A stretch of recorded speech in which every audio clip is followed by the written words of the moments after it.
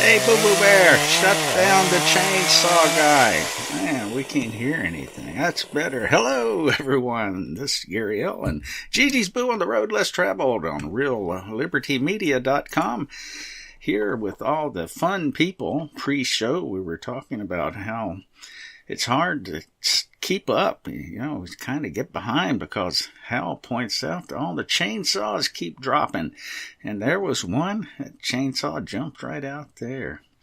Yeah, he says people are just moving too fast for him anymore. I know the feeling exactly. Hey, Gigi's, you don't know anything about that though, do you? Well, yeah, everybody goes too fast. We're just kind of slow moving, easy going. Although we're ready to take up arms, aren't we? Yeah, drop the hat. Just drop the hat. We'll see what's happening. Yeah, I think I'm a little bit too hot. Let me pull that down some. Okay. There we are at RealLibertyMedia.com. The opening you heard is from Kevin McLeod and Compotech.com, The Sky of Our Ancestors. And there's the attribution that he requires. That's all he requires. If you want to go to his website and use his music, it's right there for you to use. Everything happening at RealLibertyMedia.com. It's all kinds of the Freedom Network and all kinds of web pages. And man, they got a bunch of chatters over here. It's an IRC chat. Now, if you're not in here, I don't know why you're not in here, quite frankly. Because if you sneak in and listen, it's almost like you're a voyeur. You're a peeping Tom or peeping Thomasina, depending on this, how you want to self-identify. But you can come on in the chat room and confess your sin to Grimnir, who is the chief cook and bottle washer of RealLibertyMedia.com. And if it weren't for him, none of this would be possible. Would it, Gigi's Boo?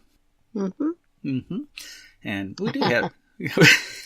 We do have some folks sitting in here today. Of course, Grimnir's here. Moose Girl, Kate, Asmo, Betsy, Bitcoin Bob, Charleston Lee, Chloe, Ivy Dunn, C, Java Doctor, JJ, Wanataco, Master Brow, P. Bunyan, Rain, Rob Works, Trust No One, Beetle, Behind the Woodshed is here, Colfax, Dakota, Dima, Dorky Lynn, Flash, Frumpy, Gigi's Boo, she's in the chat room, Graham, Z, Kozu, Mbot, Poxified, Pawn Sauce, Sock Puppet, Slim Jim Blim, Teddy, and the Phantom. Now, you see, there are a lot of people in here, so you don't need to be a voyeur. You can just come on over to Real Liberty Media Chat, and if you can't figure it out, it's on the front page. It's on the home page. Just slide down the page and stick your little name in there. As they said in the Marines, your little nasty name. Put your little nasty name in there. And just come on in and say, hello! Hello, everybody. So what have you been up to, Gigi's Boo? Not much of anything. Just kind of sewing some, getting some things done around here, getting things squared away, keeping all our prepper stuff kind of rotated. We had so much cold weather here for about 10 days. I tell you, I thought I was in the northern tundra. It was so cold. It was so cold when Atticus would go out to raise his leg to pee, he'd lack, is it safe? Yeah, I'm glad you said that because I forgot to bring down this just a quick little story. It's not talking about cold weather. Oh, you think it's cold here? Why don't you check out Siberia, a little town in Siberia called Oymyakon, a village where the school kids are expected to attend class until the temperatures reach a minus 62 degrees Fahrenheit. It's considered the coldest permanently inhabited settlement in the world, but it got even worse.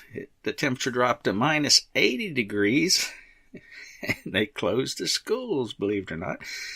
And this is kind of a neat little article. There's a lot of pictures from there, and shows they say broken, but actually the thermometer is hit the bottom. It shows minus 70 as low as it goes, and it's hit the bottom. So there you are. I'll just go ahead and just throw this in the chat room for everybody to see. So you think it's cold where you are? Let's just go over to Siberia, and you can see what cold is all about. It's been actually a little bit warmer, hasn't it been, Gigi's Boo? Yeah, it has. Yeah, a little bit warmer. Don't let it fool you, though. Since February's still here. It's still coming. And one of the prettiest snows that I think I ever remember seeing. I was a little bitty thing, and it snowed, and the peach trees, all the orchards were in bloom, and it snowed, and Mother took us up and let us see the snow laying on the peach trees. I never have forgot that. It's always stayed in my mind. Yeah, as I can remember, I don't know, when you're a little person, I guess not everything seems so much bigger than they do when you're grown up. But I can remember being a kiddo and running around in the fields and the snow drifts. And snow drifts would be so high it would cover the tops of fence posts. And I can remember an occasion climbing over top of a fence on the snow drift and somehow tripping and falling head first and doing a dive right into the snowdrift. And I was stuck. If it hadn't been for my buddy being with me, grabbing me by the feet and pulling me out, it could have been a different scenario. As odd as things can happen to you, I guess that's possibly one of them. So anyway, Gigi's Boo, I don't know. It's been a pretty quiet week. Nothing much going on except for that bizarre reflection that was picked up on the security system. Oh, yeah. That was really, and I did call and check, and they said there was no activity down here. Yeah, it's really odd. Came up on one of the cameras, and those are some pretty good cameras, right, Gigi's Boo? They're top of the line, yeah. Mm-hmm. And they, at nighttime, they shift over to, I guess you'd say, multispectral. So it looks like daylight, just in black and white outside. So it does tend to kind of overemphasize, regular visible light as one thing. It's pretty typical to night vision. But this was a bizarre reflection off the driver's side glass of the car.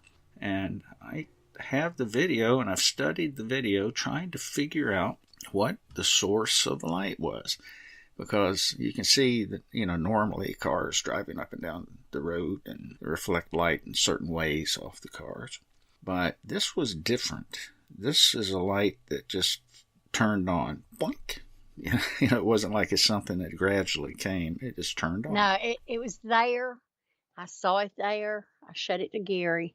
We watched it. I turned around to talk to Gary again. And when I looked back, I said, "Oh, yes. Gary, that thing's gone, look." Then we got to running it back and playing the back feed or how it recorded, even pulled it off, pulled it on one of those little flash drives so he could go frame by frame. And he thought maybe it could have been a police car down on the next block, maybe, that we called, and they said there was no activity on that date at that time. So I just saw it just like it dissipated like fog right off the car. Mm-hmm. When we rolled it back. It was really a scary thing. I mean, I won't say scary, but it was one of those things where you're thinking, wow, gee, this is something, Yeah, it was different, and I'm still not convinced it can't be explained conventionally. But I'm presently at a loss to figure it out. I don't know. The fact that I thought for a minute it might have been, how the popo and ambulances have those lights that shine left and right. I thought for a minute it might have been one of those, but their report saying there was zero emergency activity during that time frame. So I don't know. It's still kind of a mystery. We'll have to continue to study that and see what comes out of it. Anyway, that's kind of the only weirdness of this week. Can you think of anything else? No, not at all. Kind of getting back more into the prepper thing, but it's also important as someone who's prepared to understand what's happening. And we've kind of gotten so far down the road, I think, and Hal kind of pointed out in his show from 3 to 5 behind the woodshed, where the chainsaws that he referred to and we referred to in the opening have been going full tilt for a very long time. And we've just kind of allowed ourselves to be rope-a-doped. And we've gotten in kind of to a situation that I don't know exactly what's going to come of this. But there are people out there who like to try to figure out what I guess some people refer to as the elite. And there's an organization called the International Consortium of Investigative Journalists. And they're the ones pretty much in possession of, if you remember, the Paradise Papers and the Panama Papers. They're in possession of those things. They have a website, and it's kind of interesting to see that they talk in great detail about a lot of this, and no one else touches it. Of course, the mainstream media won't talk about this. Kind of like the closure of the government.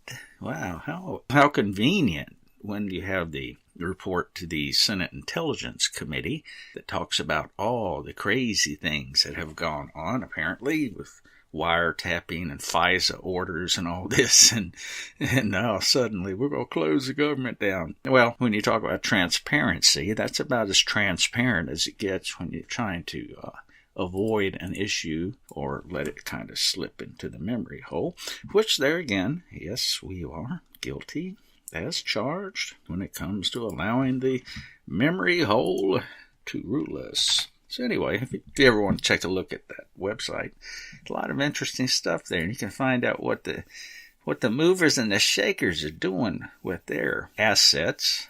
And I'm not going to get off into this tangent of an absence of money, and we only have a fake currency, and it was very skillfully designed to take your assets away from you and not cost anyone else anything. Wow, what a Ponzi scheme. Anyway, that's an interesting source for you guys to check out. What about some predictions for 2018 from the BBC, talking about how science and technology will affect us all? I'm kind of going to work toward a conclusion here, and it does relate to the preparedness thing. So this certainly predictions, as predictions go. Some are good, some are not.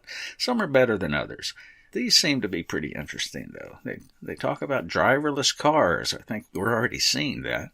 I saw one of the most amazing, it wasn't a driverless truck, but it had some high technology braking system on it. I'm talking about an 18-wheeler. This was in Europe. And this 18-wheeler balling the jack down this two-lane road.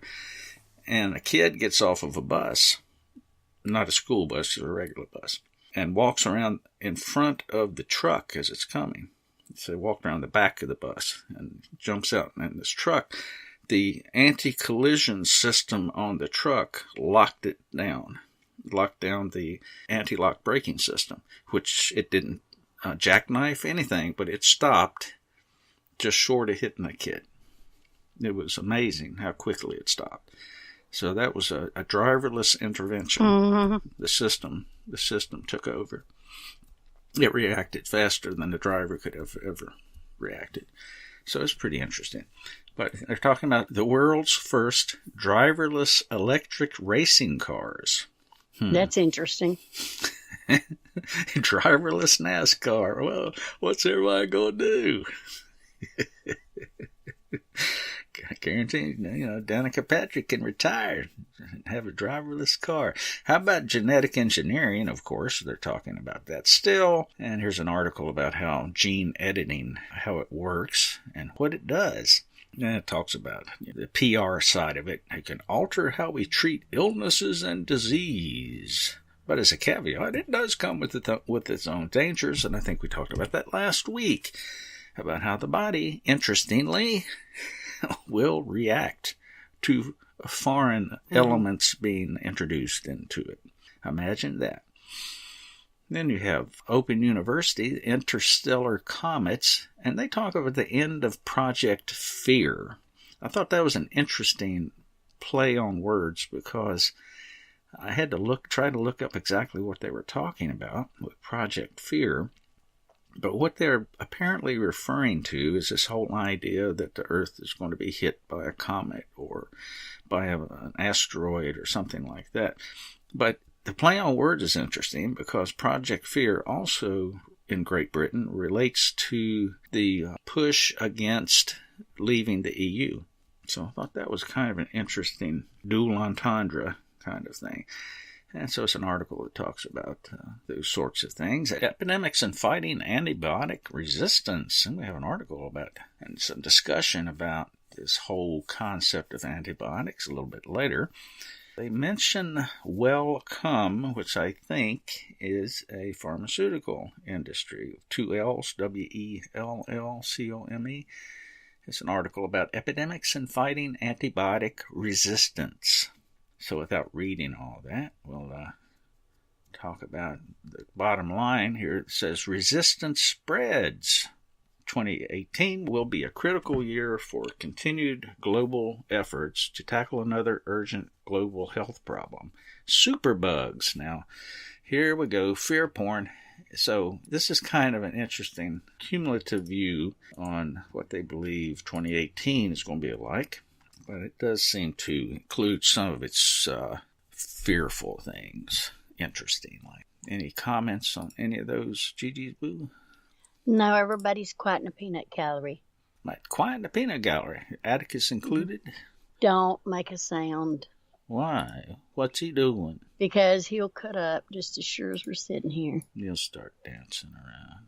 You know how he does. Okay, how about the connection between the planned elimination of the family and transhumanism? One of our favorite topics, the transhumanist agenda, which not too far behind the genetic engineering, is it? In fact, it's very similar. This is an article from C. Edward Griffin's website. Many of you know who he is, and has a video, and of course they refer to the Illuminati and all that, which I'm a little bit about, because I think that's kind of a dodge.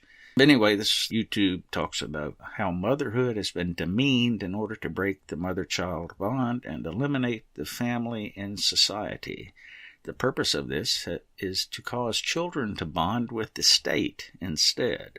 Children are encouraged to become addicted to technology as a necessary precondition for transhumanism, which is the blending of humans and machines. So this fellow Paul Romano talks a lot about that in this video, which feel free to listen to at your leisure. It'd be worth checking out. So as you can see already, we're kind of focusing on agents of change, of various types of agents of change, mostly technological, that are apparently, in my view, going to threaten the way we live our lives in the future. We, maybe not so much we, but those who come after us. And I think we already start to see some of the effects of that now, with a lot of the way the young people are. What about that, Gigi's Boo? What do you think? Oh, yeah. Seen a lot of it. I tell you what they would have done. They would have had a mama like mine. She wouldn't take but 2 Big Mac attacks from my mama. She'd straighten them up real quick. Yep, I think you're right. But you see, you go to jail for that now. As we talked about. As my mama said, bring your handcuffs on and bring a bus. Take all these children and take me to jail, because I'll get 3 hots and a cot. But yeah. I'm going to make them mine. And make them do what I say. Yeah, and as we talked about last week, they're having to pass laws to allow for free-range kids. So you see how this, earlier we commented that, what people just kind of got rope-a-doped, and all of a sudden it's the exception for kids to run around and learn for themselves and be self-reliant, or learn how to be self-reliant through their own experiences. That's dangerous now. We can't do that. And along with that, we have the U.S. military agency investing $100 million in genetic extinction technologies. This comes from The Guardian. Of course, putting a good face on it, this technology could be used to wipe out malaria-carrying mosquitoes or other pests. But UN experts say fears over possible military uses and unintended consequences strengthen a case for ban. So, as you can hear in that lead line, this is a kind of a discussion about this is something we should be playing around with. The UN Convention on Biological Diversity is debating whether to impose a moratorium on the gene research next year, and several southern countries fear a possible military application. Can't imagine that. And of course, guess who comes up? DARPA! DARPA comes up in this conversation.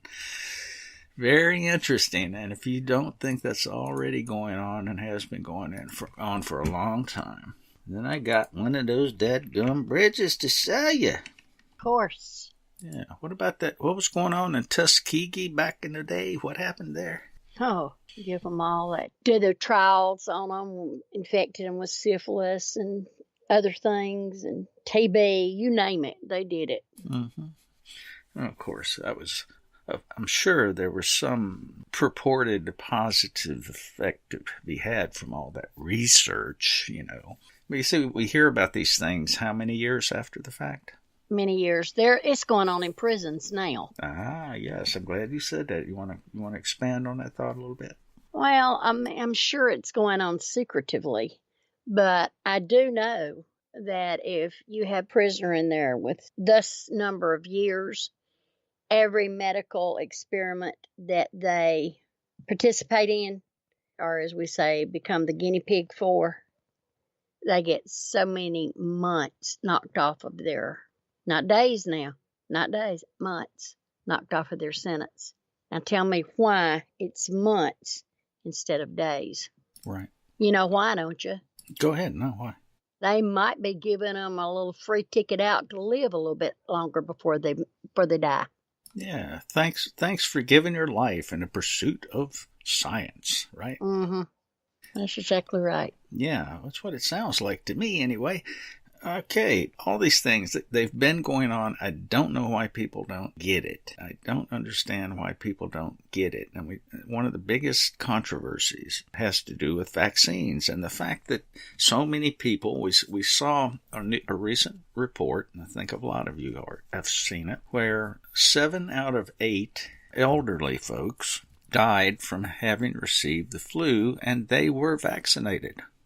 7. Oh, God, Gary, it's terrible. They had something on, wait a minute. I believe it was, let me see if I can find it. Talk about it a minute. Okay. Yeah, it's interesting when you read the articles.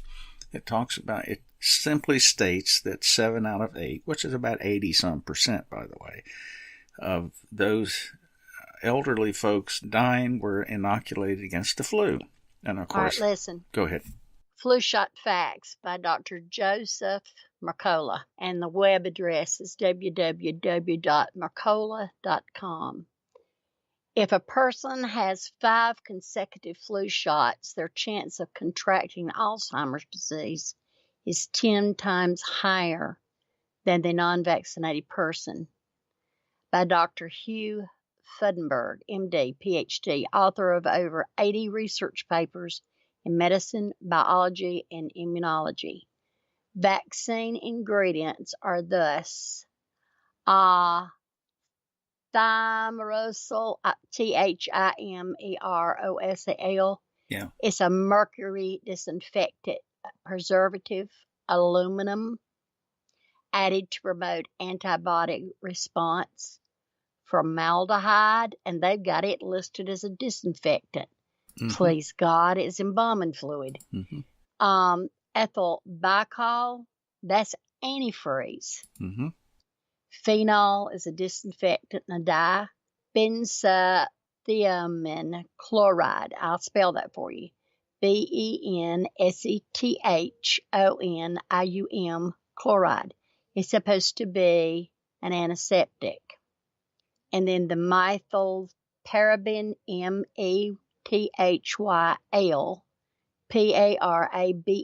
it's antifungal and it's preservative. Mercury toxicity can result in brain injury and autoimmune injury. Aluminum is associated with Alzheimer's disease and seizures. Formaldehyde causes cancer and is considered hazardous waste that is no longer permitted as an ingredient in building insulation. never knew that it was used in building insulation, knew it was used for embalming. Mm-hmm. But this is what it says. And they said people just so willingly are like sheeps or cattle drawn to slaughter. They believe everything a doctor tells them. Think, people. Think for yourself. Well, that's exactly right. And that's part of self-reliance, right? That's right. Becoming educated, at least being open to information that may be uncomfortable at first, but at least be open to the information. But the fact of the matter is, the 7 out of 8 who died from the flu shot, well, my question is, actually several questions, but my main question is, what are the mortality statistics for 65 and older who contracted the flu who did not have a flu shot? Okay, well, that's always been a kind of an open wound with the whole vaccine debate, is the absence of comparative data between those having been vaccinated and those who have not been, in kind of a longitudinal study. But guess what? That information does exist. And it exists due to the efforts of a Swiss homeopath.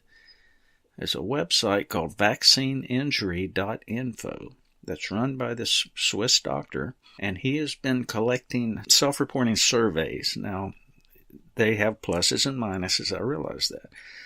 But there are 16,493 participants thus far, and they have those who have been vaccinated and those who have not been vaccinated.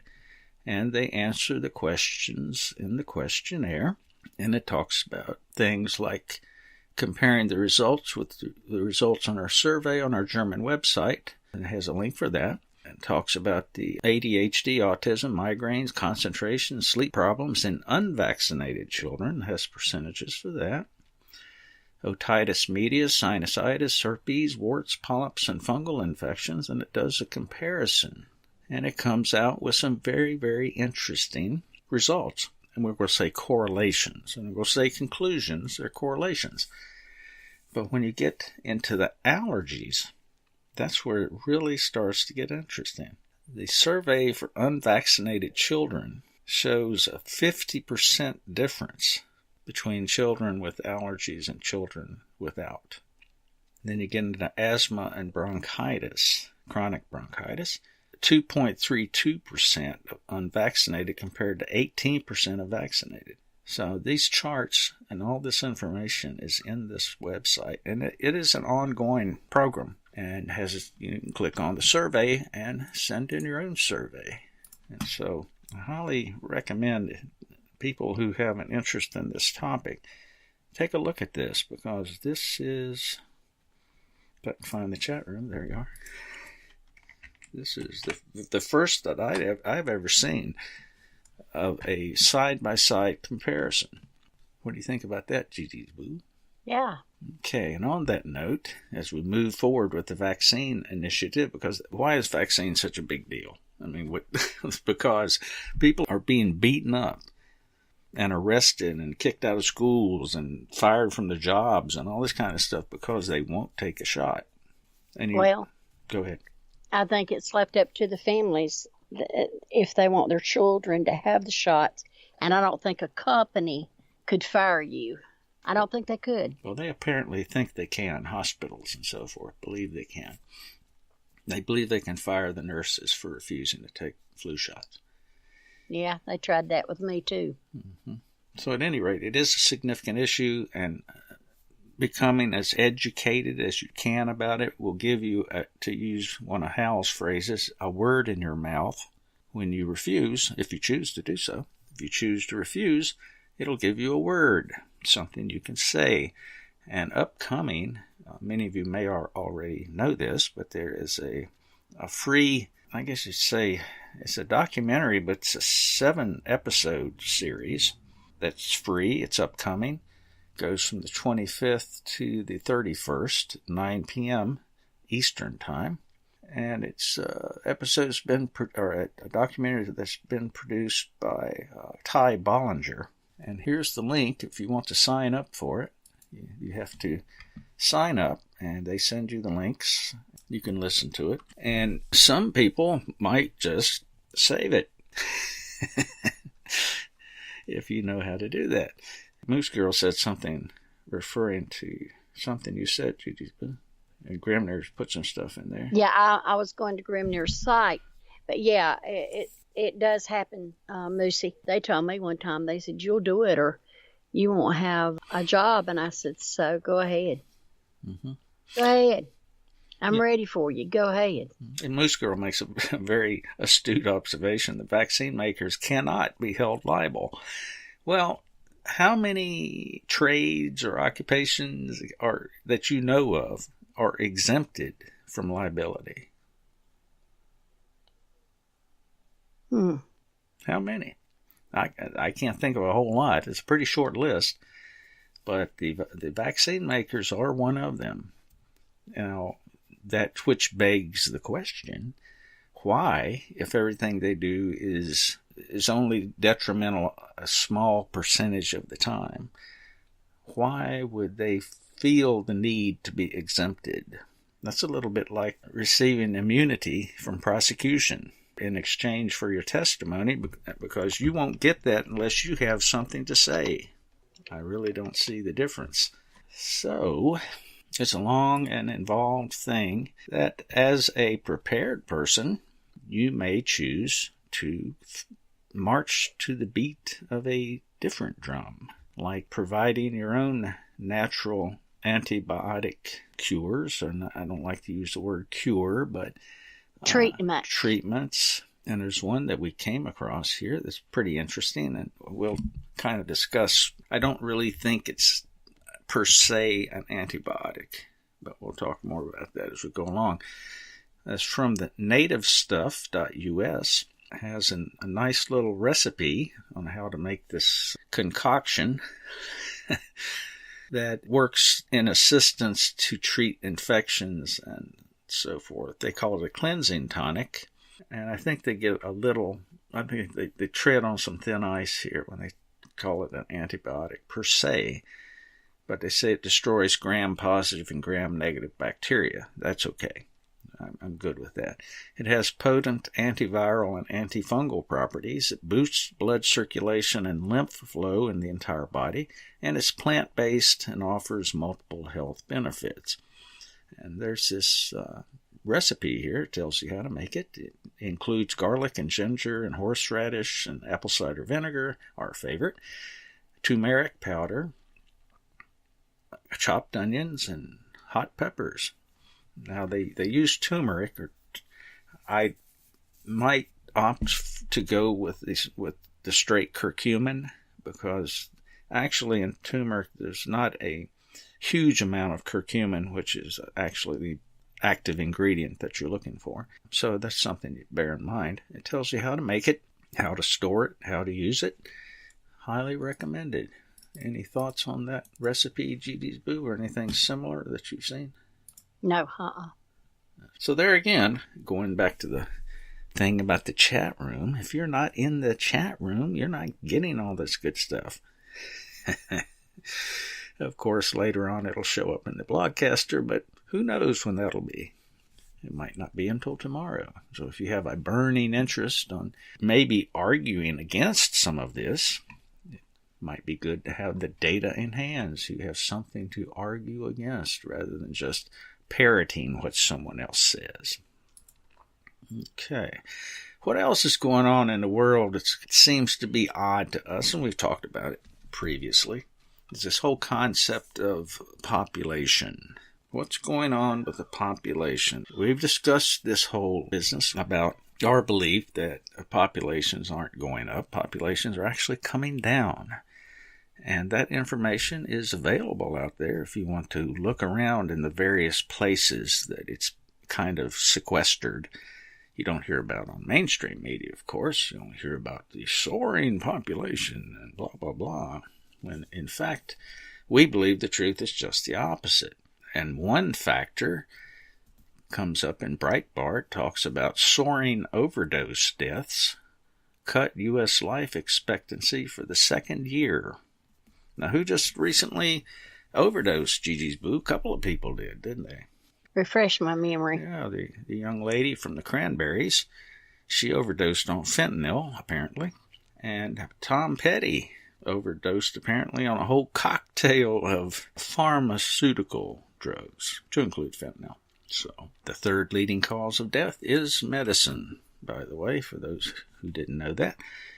And this is an article from Breitbart that U.S. deaths from drug overdoses skyrocketed 21% last year, and for the second straight year dragged down how long Americans are expected to live. And it goes on to talk about how terrible this is. Talks about heroin being tied to 15,500 deaths, prescription painkillers to 14,500.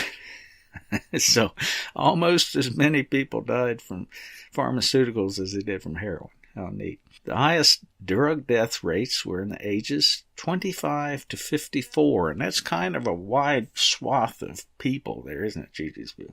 Oh, yes. A baby born last year in the United States is expected to live about 78 years and 7 months on average, according to the CDC.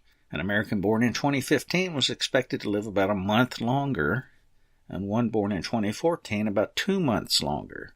So here's, people talk about a trickle of information. Well, here's a little trickle of information. Of course, they blame the dip on drug deaths and an unusual upturn in the death rate for the nation's leading killer, heart disease. Whoa! Now suddenly heart disease has become a major issue. Why might that be, Gigi's Boo?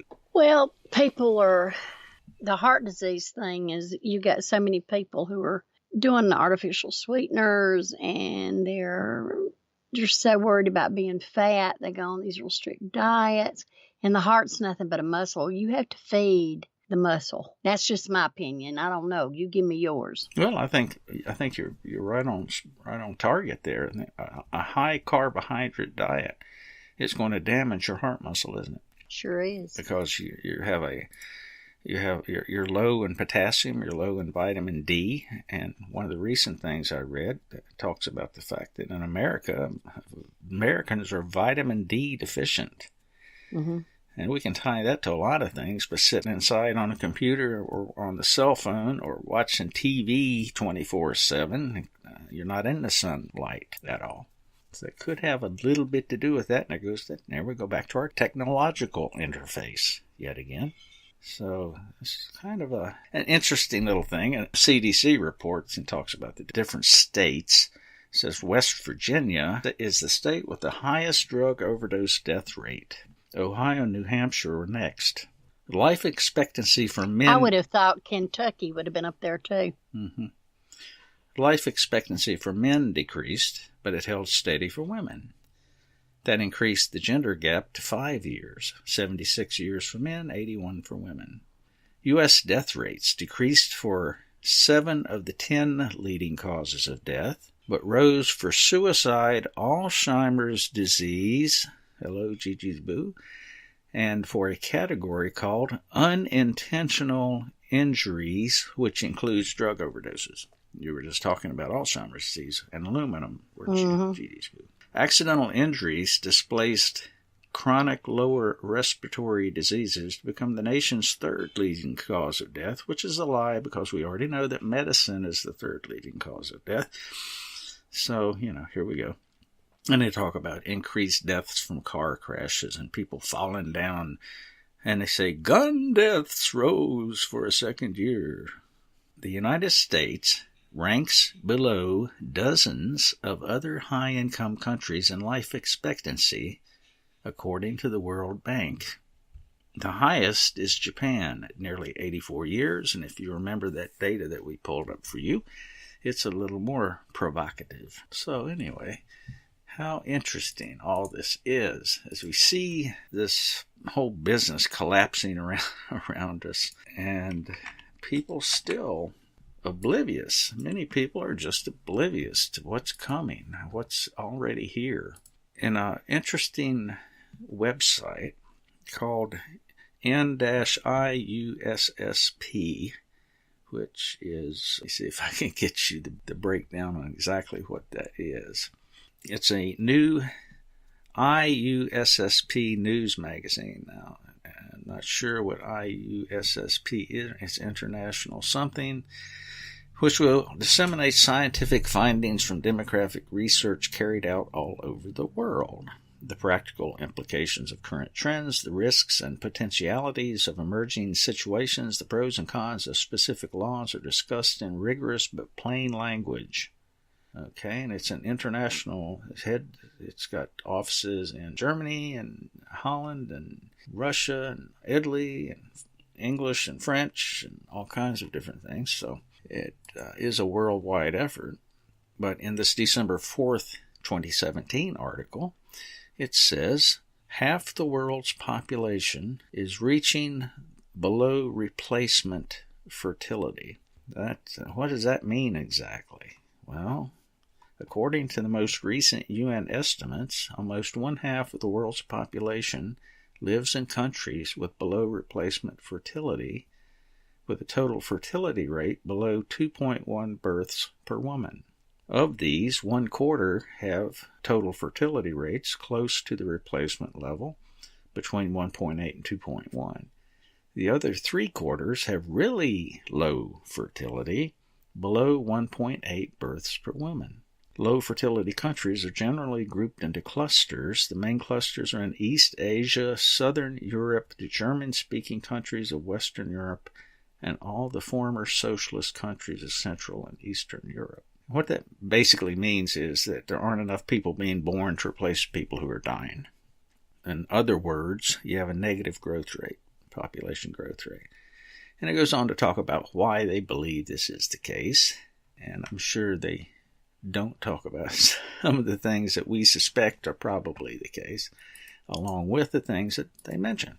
So it's something to consider because, as we've talked about, you're looking at reaching a tipping point when you have a collapse. And a collapse doesn't necessarily have to just be one thing. It doesn't necessarily just have to be an economic collapse. It could be what happens. Let's pose this question. What might be one of the hidden reasons, undisclosed or not discussed reasons, why driverless vehicles and robotics and all these sorts of things, these robots that take your order at McDonald's, why might be one of those reasons that aren't talked much about? Is it possibly because there are those who are fully aware that the population density is going to go way down real fast?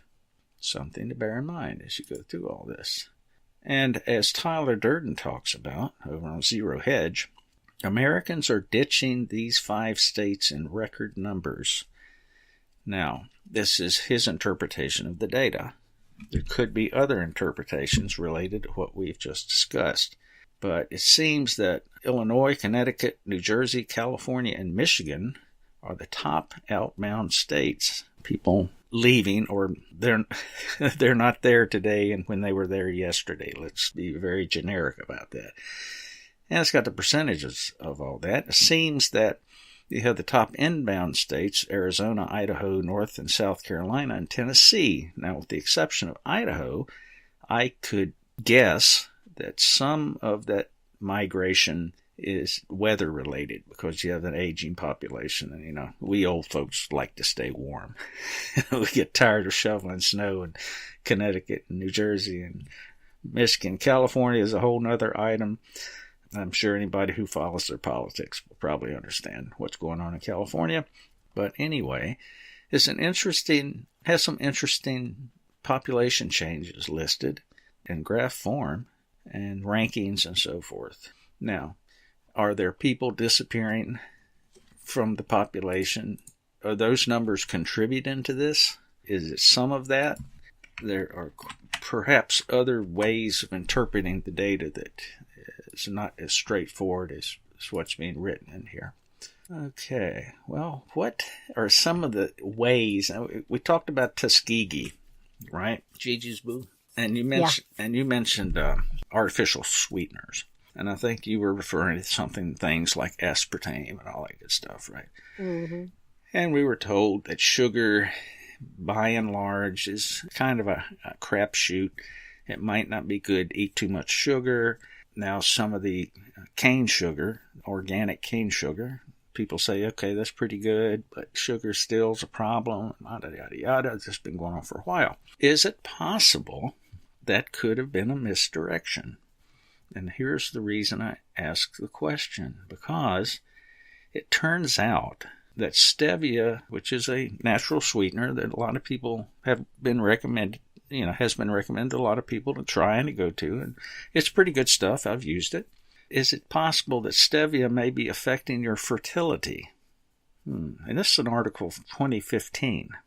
Stevia is used as a no-calorie sweetener that supposedly doesn't have any negative impact on blood glucose levels. However, stevia shows to be detrimental on reproduction functions and is used in South America as birth control. Other areas of the world use stevia medicinally. For people who currently suffer from health issues indicative of microbiome issues, the use of stevia is potentially harmful. But I'm not going to go into all that. I cite information from PubMed and Science Magazine and so forth. And of course, stevia.com has its own spin on it. But is it possible that someone down the line knew that stevia would affect fertility? Well, guess what? In 1968, Science Magazine published an abstract entitled Contraceptive Properties of Stevia rebaudiana, which I guess is the full scientific name. And the abstract paragraph simply says a water decoction of the plant Stevia rebaudiana bertoni reduces fertility in adult female rats of proven fertility. The decoction continues to decrease fertility for at least 50 to 60 days after intake is stopped. The decoction did not affect appetite and apparently did not affect the health of adult rats. And so along with that, it's Native Americans in South and Central America have used the stevia plant as a contraceptive. It's in their oral history. It goes back that far. So to answer the question, did somebody know? I think they did. Now, Gigi's Boo, let me ask you this. Do you think that anybody would use that information to create a program where we told everyone that sugar was so bad and you need to use stevia, but the whole thing was a way to help decrease population? Do you think that's possible? Sure. They don't lie to us all the way around. So, you talk about that evil genius. It's so elegant, if that's the case. And I know this is kind of conspiratorial, tinfoil hat wearing, but what happened to Tuskegee, Gigi's Boo? Well, they got busted years later, and they did have to give some money to the survivors if they could even remember. And if they had family, they had to pay them too. The principles behind the whole thing, they just kind of walked away and disappeared, and no one was the wiser. That's right. So all these things, it's really, look at the world around you for what it really is, and the history of it. Operation Northwoods. Who would have believed that the government would have designed programs to intentionally misinform, disinform, and create a false flag to make Fidel Castro look like he had attacked American citizens? Oh, good Lord. I got one better than that. Go ahead. They said that Jimmy Carter, when he was in office, and he was from the South, he came down here and turned germs loose, sprayed the South, and there was a sickness. My mother remembers it. That was going on about that time, and they later told that he did that. He told them to go ahead. He gave them the okay. So they're doing it all the time, and people don't want to believe about the chemtrails. They're crazy. Right. Yeah, as much as you're conditioned to think that people who talk about these sorts of things are kooky, maybe you ought to consider how much effort is put into making people look kooky who talk about this stuff. And maybe you ought to set that aside just for a moment and use your own discernment and do your own reading and see what kind of conclusions that you might come to. Your mileage may vary, but there are many cases of smallpox blankets still being handed out. Don't you think, Gigi Boo, figuratively speaking? Mm-hmm. Yes. I think just the fact that the sheer numbers will show you that they have been lying to you about this so-called overpopulation. Just like the Michael Mann hockey stick. There's just so many lies. I mean, it's a target-rich environment. And the chainsaws that we had open up the show, they're there to help keep you away from the truth. Whatever that is. Well, it's 8 o'clock, Gigi's Boo, and we do have a couple of other things. I guess we'll just save them till next time. But I have recipes on how to make your own gunpowder and also how to make your own gun solvent. So a couple of useful recipes for you guys who like to do your own thing. And it's highly recommended that you do your own thing as best you can. As best you can, Gigi's Boo. So anyway, that's about it for us tonight. What else you got? Nothing but just remember to take the road less traveled. I love you big to my heart. Yeah, and we appreciate you listening to us go on and on. It was a little bit windy tonight, maybe a little wordy, a little overdone. But there's so much information that's really important to get, at least have access to. You know, you have these miracles of information surrounding you, so use them. Anyway, we'll see you next week on The Road Less Traveled. Take care. Bye-bye.